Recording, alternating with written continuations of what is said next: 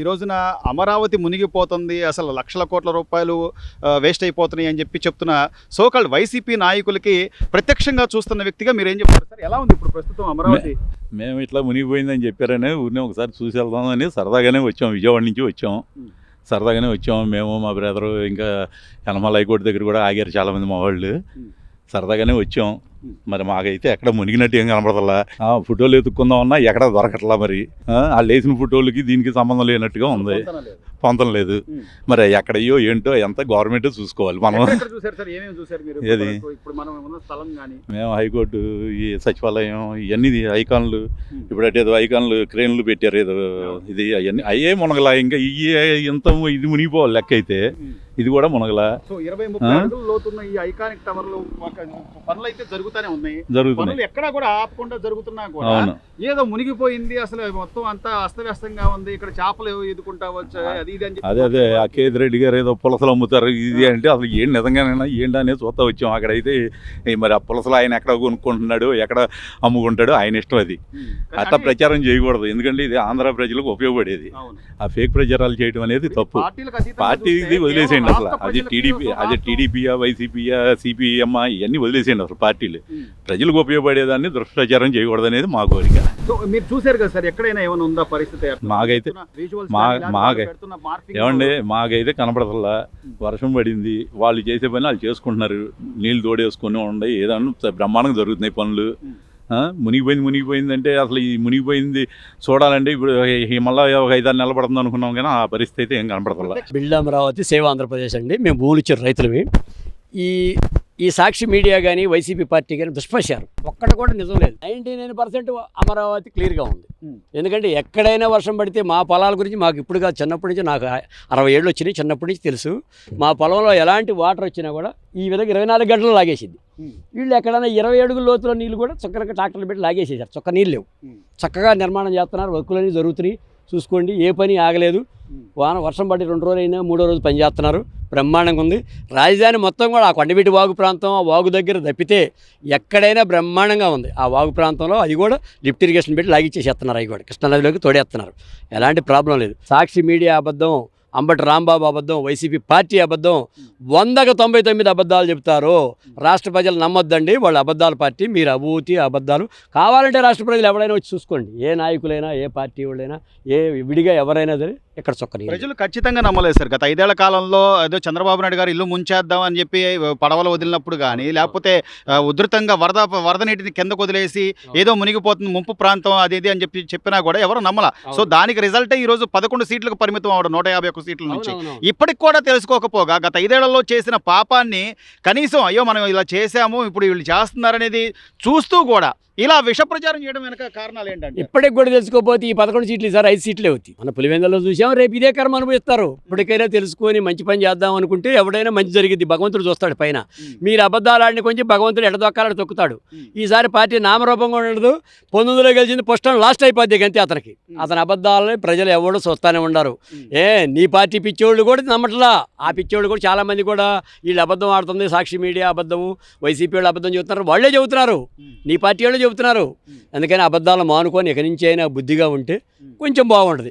ఇదే అబద్ధాలు చెప్పామనుకో 11 సీట్ల నుంచి 5 సీట్లకు 6 సీట్లకు పడిపోతావు. కనీసం క్వాంటమ్ వ్యాలీ అంటే మళ్ళీ ఫిషర్ వ్యాలీ అని ఒక నాయకుడు, కనీసం స్వాతంత్ర దినోత్సవం రోజు జెండా ఎగరేయాలనే కనీస జ్ఞానం కూడా లేకుండా, అదేమంటే జెండా ఎగరేస్తేనే దేశభక్తి ఉన్నట్ట అని అడిగే నాయకుల్ని చూసిన ఇదే రాష్ట్ర ప్రజలు.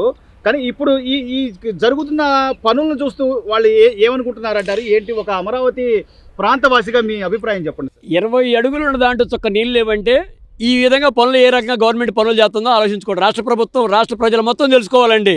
20 అడుగుల లోతులో కూడా చొక్క నీళ్ళు లేకుండా టవర్ల వర్కులు జరుగుతున్నాయి అంటే మీరు ఇది ఈ వైసీపీ పార్టీ అబద్ధాల పార్టీ, దుష్ప్రచారం పార్టీ, సాక్షి మీడియా అబద్ధాలు, దుష్ప్రచారం అని మీ అందరూ తెలుసుకోండి. ఇంతకన్నా మేము చెప్పేది మారితే ఇప్పటికైనా వాళ్ళకి పుట్టగతులు ఉంటాయి. మారపోతే వాళ్ళకి పోయి వాళ్ళే తీసుకుంటారు. వాళ్ళకి గొయ్యాళ్ళు తీసుకుంటారు. వాళ్ళ పార్టీ పతనం, ఇంతకన్నా పతనం ఉండదు. అబద్ధాలతోనే పోతారు వాళ్ళు. సో అన్ని రాష్ట్రాలు కూడా అమరావతి వైపు చూసే విధంగా ఈరోజు పనులు జరుగుతున్నాయి. ప్రతిదీ కూడా ఒక దిశ ఇప్పుడు మేము 11 సంవత్సరాల నాటి భూములు ఇచ్చామండి. చంద్రబాబు మీద నమ్మకం మీద ఇచ్చాం. బాబు గారు నమ్మకంతోనే వాళ్ళు వర్కులు చేపిస్తున్నాడు ఆయన. రైతులు నన్ను నమ్మించారని ఆయన వాటికి కూడా తపన పడుతున్నాడు. వర్కులు చేస్తున్నారు. వీళ్ళ అబద్ధాలు ఇప్పటికైనా మానుకుంటే బాగుపడతారు. మానుకోకపోతే వాళ్ళు గొయ్యాళ్ళే తీసుకుంటారు. వాళ్ళ కర్మ ఆడే నిలిపిస్తారు. రాష్ట్ర ప్రజల మొత్తానికి ఇదే నేను చెబుతున్నాను. వాస్తవంగా చొక్క నీళ్ళు లేవు. 99% అమరావతిలో నీళ్ళు లేవు. నేను బల్లగుద్ది చెబుతున్నాను. నేను అమరావతి రైతుగా చెబుతున్నాను. సరే, అమరావతి మునిగిపోతుంది అన్నారు కదా, మీరు ఎవరన్నా చూసారా? ఇప్పుడు వర్షం ఎక్కువ పడ్డప్పుడు ఎక్కడైనా వాటర్ ఉంటుంది. ఇక్కడ కాదు. ఇప్పుడు బాంబేలో వచ్చింది. ఈవెన్ ఎప్పుడు పెట్టే రాజధాని ఎప్పుడు పెట్టేది బాంబే, అంత పెద్దది కదా. మరి ఎయిర్పోర్ట్ మొత్తం మునిగిపోయింది. ఇక్కడ కూడా ఆడ ఏమి లేదు, వర్క్ చేస్తున్నారు, మునిగిపోతుంది. ఎక్కడ చూపించినా మునిగిపోయినట్టు ఎక్కడ చూపించిన మునిగిపోయిందేమో. వర్షం ఎక్కువ పడ్డప్పుడు వాటర్ వస్తుంది, అది మామూలే. అందుకని ఈ పాలిటిక్స్ అంటే ఏంటి సార్? నిజం మాట్లాడట్లా, ఏదైనా ఉన్నది ఉన్నట్టు మాట్లాడేవాళ్ళే, అది ఎవరు మాట్లాడట్లా. కానీ సార్ అంటే మరీ ఇంత దారుణంగా ఈ రోజున ప్రభుత్వం పని చేసుకుంటా పోతుంది, పథకాలు ఇచ్చుకుంటా వెళ్తున్నారు. నిన్న స్త్రీ శక్తి పథకం చక్కగా ఆడవాళ్ళు మహిళలందరూ కూడా బస్సుని ఉచిత ప్రయాణాన్ని వాళ్ళు వినియోగించుకుంటున్నారు. వీటిని పక్కకి అంటే ఏదో సైడ్ ట్రాక్ చేయించాలో, లేకపోతే ఈ ప్రభుత్వం చేసే సంక్షేమ కార్యక్రమాలని పక్కదోవ పట్టించాలనో, ఇప్పుడు ఈ అమరావతిని ముందుకు తోయడం, అమరావతి ఏదో మునిగిపోతుందని మాట్లాడటం, వాళ్ళకి ఏదో పాయింట్ కావాలి కదండి. ఏదో పాయింట్ కావాలి, ఏదో వాగుతుండాలి, అంతే తప్ప అమరావతిలో ప్రాబ్లం లేదు. ఇప్పుడు 5 ఏళ్ళు ఉన్నారు, అమరావతిని ఏమైనా చేశారా? పోలవరం ఏమైనా చేశారా? ఇప్పుడు వీళ్ళు వచ్చే రాగానే రేపు 28 పోలవరం పూర్తి చేస్తాం, అమరావతి పూర్తి చేస్తూ ఉన్నారు. ఇంత ఉన్ని వాళ్ళు 6 పథకాలు పూర్తి చేస్తూ కూడా వాళ్ళు చేయాల్సింది చేస్తున్నారు. వాళ్ళు నవరత్నాలు పెట్టారు. ఒక్కటి ఏదన్నా వచ్చి ఒక కంపెనీ వచ్చిందా? ఒకటి పని చేశారా? ఒక ఉద్యోగాలు వచ్చాయా? ఏం చేశారు చెప్పండి? వాళ్ళు 5 ఏళ్ళు నేను చేశారా? ఇప్పుడు వాళ్ళు అప్పుల పాలు చేశారు, మొత్తం రాష్ట్రాన్ని అప్పుల పాలు చేశారు. డబ్బులు లేకపోయినా ఎలా తీసుకురావాలి, ఎలా చేయాలని ఎన్ని కంపెనీలు వచ్చాయి. ఇప్పుడు ఇంతకుముందు ఒక కంపెనీ వచ్చింది, ఉన్న కంపెనీలు పోయినాయి. అమరాజా బ్యాటరీ ఎప్పటి నుంచి ఉందండి ఆంధ్రాలో? అది ఎందుకు పోయింది? దేనివల్ల పోయింది? కియో ఇమెల్లా గొడవ. ఉన్నాయే పోతున్నాయి తప్ప ఒక్కటి రాలేదు. ఇప్పుడు ఎన్ని ఫ్యాక్టరీలు వస్తున్నాయి, ఎన్ని కంపెనీలు వస్తున్నాయి, అది చూసుకోవాలి మనం.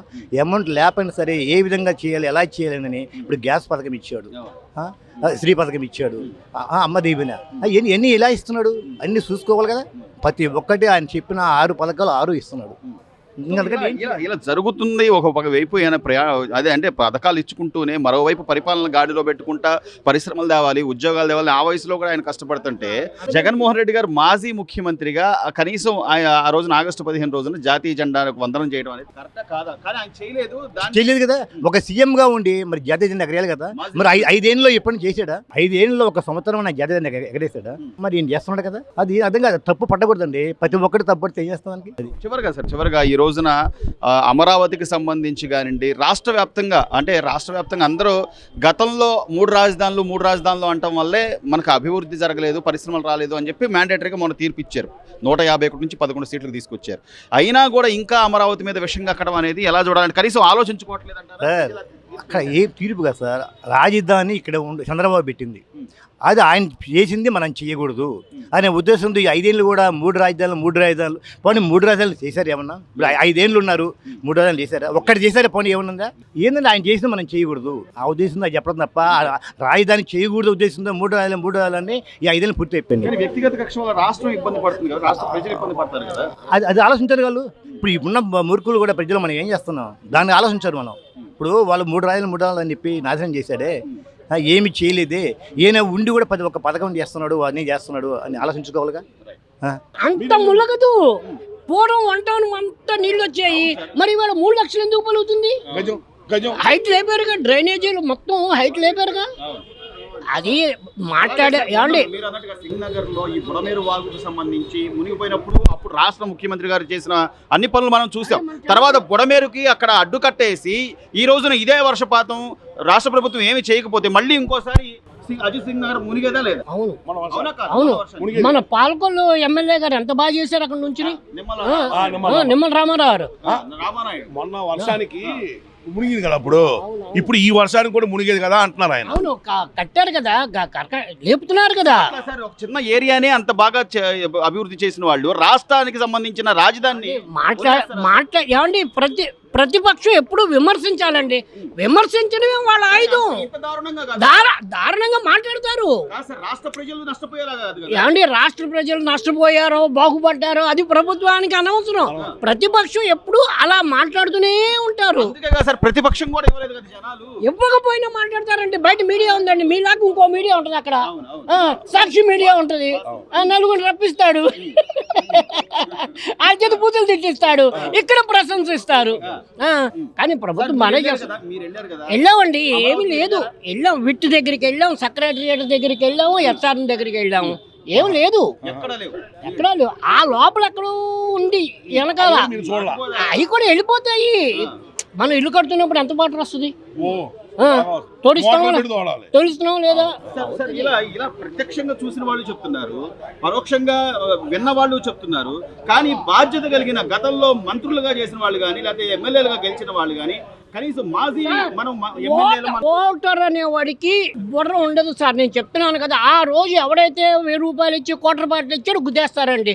ఓటర్ అనేవాడికి అసలు ఏమి తెలియదు. ఆ మాటకు వస్తే సార్, ఆ మాటకు వస్తే పులివెందుల వినండి ఆ మాటకు వస్తే మొన్న జరిగిన పులివెందుల జెడ్పీటీసీ ఎన్నికల్లో ఓటు 10,000 పలికిందన్నారు. మరి మీరు చెప్పిన దాని ప్రకారం అయితే వైసీపీ వాళ్ళు గెలవాలి కదా అక్కడ. ఓటరు 1000 రూపాయలు ఇచ్చి క్వార్టర్ బాటిల్ ఇస్తే వేస్తారన్నమాట వాస్తవమే. కానీ ఓటర్లో కూడా ఇప్పుడు నాలెడ్జ్ పెరిగింది, చైతన్యం వచ్చింది.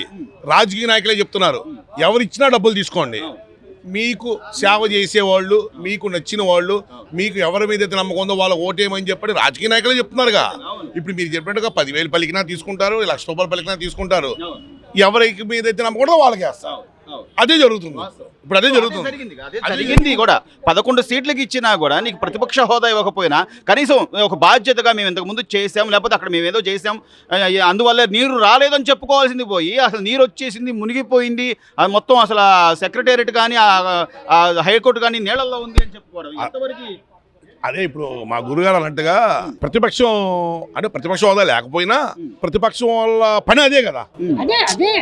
అదే పని. ఎందుకంటే ఉన్నా లేకపోయినా దాని అనేది విమర్శిస్తారు. ప్రభుత్వం చేసే ప్రతి పని విమర్శిస్తారు. ఆ నియోజకవర్గం ఎమ్మెల్యేకి డ్యామేజ్ చేద్దాం అంటే పర్వాలేదు సార్, కానీ రాష్ట్రం మొత్తం డ్యామేజ్ చేయాలి. మన రాష్ట్రం మొత్తం రావాలిగా. అవతల పార్టీ ఒక నియోజకవర్గం గెలిస్తే ముఖ్యమంత్రి అయిపోతారు ఎవరు కదా. రాష్ట్రం మొత్తం గెలిస్తేనే కదా పార్టీ ప్రభుత్వం అధికారంలోకి వచ్చేది. మీరు అన్నట్టుగా మరి ఓటర్ చైతన్యవంతులు మనమే అనుకుంటున్నాము. వాళ్ళే అంటున్నారు మీరు అందరి దగ్గర తీసుకోండి, ఎవరు ఇచ్చినా తీసుకోకుండా ఆగమాకండి, అది మీ డబ్బే, మీ దగ్గర మీరు కట్టిన ట్యాక్సులు, మీరు కట్టిన డబ్బులు వీళ్ళు లంచాలుగా తీసుకున్న డబ్బే, ఎవరు ఇచ్చినా తీసుకోండి, మీకు నచ్చిన వాళ్ళు ఓటు వేయండి అని చెప్పి ఏ పార్టీ వాళ్ళని అది చెప్తున్నారు. చివరిగా ఈ రోజున అమరావతికి సంబంధించి పనులు శరవేగంగా జరుగుతున్నాయి. నారాయణ గారు అయితే, మంత్రి నారాయణ గారు అయితే టైం బాండ్ పెట్టి మరి నేను ఖచ్చితంగా అమరావతి నిర్మాణం పనులు పూర్తి చేస్తామని చెప్తున్నారు. ఇప్పటికప్పుడు సమీక్షిస్తున్నారు. ఈ సంవత్సరం దాటిన తర్వాత, ఈ కూటమి ప్రభుత్వం అధికారంలోకి వచ్చిన తర్వాత సంవత్సరం దాటింది, ఎలా ఉందంటారు పరిపాలన? ఏంటి మీ అభిప్రాయం? రోడ్లు బాగుపడి ప్రజలు సుఖపడుతున్నారు, నడాల నొప్పులు తగ్గినాయి, షాకబ్జార్లు బాగున్నాయి, అందరూ మాట్లాడుతున్న మాటలే అవి. అమరావతి వాళ్ళు కట్టలేకపోయారు, ఈయన కడతంటే వాళ్ళు వచ్చుకోలేకపోతున్నారు. విజయవాడ నుంచి వచ్చారు. సో ఎందుకు వచ్చారు సార్? చూడటానికే వచ్చారా? చూడటానికి వచ్చి చూడడానికి ఇన్వెస్ట్మెంట్ కూడా చేశాను నేను ఇక్కడ. మా ఎట్లా ఉందో పరిస్థితి చూద్దాం. ఎలా ఉంది సార్ పరిస్థితి? ఎలా ఉందంటారు? బాగానే ఉంది. పనులు జరుగుతున్నాయా? ఈ వానల్లో ఈ మాత్రం పనులు జరగటం చాలా గొప్ప. సో ఇంత జరుగుతున్నా కూడా పని కట్టుకుని ప్రచారం చేయడం వెనక ఏంటి కారణం? బలమైన కారణం ఏమై ఉంది? అమరావతి అవ్వకూడదని. అమరావతి అవ్వకూడదు. వాళ్ళకి వచ్చే లాభం ఏంటి సార్? ఇప్పుడు అమరావతి అంటే మనకు ఒక రాష్ట్రం, లాభమే ఉంది. రాష్ట్ర ప్రజలందరికీ కూడా ఉపయోగమే. రాష్ట్ర ప్రజలు వాళ్ళు ఏమైనా ఉపయోగపడ్డారు? గత 5 ఏళ్ళలో ఏం ఉపయోగపడలేదు కదా. సో నిజంగా అక్కడ ఎక్కడైనా చుక్క నీరు కానీ లేకపోతే ఇటు పక్కన పరిస్థితులు అలా ఉన్నాయా సార్? ఎలా ఉంది ఈ క్వాంటమ్ వ్యాలీ మనం చూస్తున్నాం? జనరల్ గా వాన పడితే ఎట్లా ఉంటుందో అట్లా ఉంటుంది. ఇప్పుడు ఇది ఎంత లోతు? ఇది ఒక 20 అడుగుల లోతులో ఏం నీళ్లు ఉన్నాయి ఇక్కడ ఇప్పుడు ఐకానిక్ బిల్డింగ్ దగ్గర. మరి ఇది మునిగిపోవాలి కదా, అమరావతి మునిగిపోతే. సో అలా చెప్పే వాళ్ళందరికీ మీరేం చెప్తారు సార్? రాష్ట్ర ప్రజలకి మీరు ప్రత్యక్షంగా చూస్తున్న వ్యక్తిగా ఏం చెప్తారు? అది వాళ్ళని అసలు ఉపేక్షించకుండా ఇమ్మీడియట్ గా కేసులు పెట్టి లోపల వేస్తే ఇవన్నీ అవుతాయండి. చేస్తానే ఉంటారు. ఆ విష ప్రచారం చేసే వాళ్ళకి ఒక ట్రీట్మెంట్ అనేది లేకపోతే వాళ్ళు ఇలాగే చేస్తానే ఉంటారు. రాజకీయం చేయొచ్చు కానీ మరి ఇంత దిగజారుడు రాజకీయం. ఇది రాజకీయం కాదు వాళ్ళు చేసేది. కుట్ర. అంటే ఏ విధంగా అంటారు వాళ్ళకి పేరు రాకుండా ఈయన పేరు వస్తుంది, చంద్రబాబు గారి పేరు వస్తుందని చేస్తున్నారు ఆ కుట్ర. సో ప్రజలు నమ్ముతారంటారా సార్? వాళ్ళు చెప్తున్నంత మాత్రాన ప్రజలు విశ్వసించే పరిస్థితి ఉందా? వాళ్ళ గ్రూప్ ఆఫ్ జనాలు ఉంటారు, వాళ్ళు నమ్ముతారు తప్ప అంటే ఎక్కడో పోయిన సంవత్సరంలో వీడియోలు కానివ్వండి, అప్పుడు ఏదైతే వరద వచ్చిందో ఆ వరదకు సంబంధించిన వాటర్ కూడా ఇక్కడ అమరావతిలో ఉన్నట్టు చూపిస్తాము. అది అసలు ఆ రాక్షసానందం ఏమంటారు? ఏమన్నా బంగారుపల్లి నెల్లూరుది మాఫింగ్ చేసినట్టు అన్నీ చేస్తున్నారు. అంబటి రాంబాబు గారు కనుక ఎక్కడో తీసుకొచ్చి ఇక్కడ మన పులివెందుల రిగ్గింగ్ అన్నట్టే ఉంటది. Please subscribe to Leo News for more videos.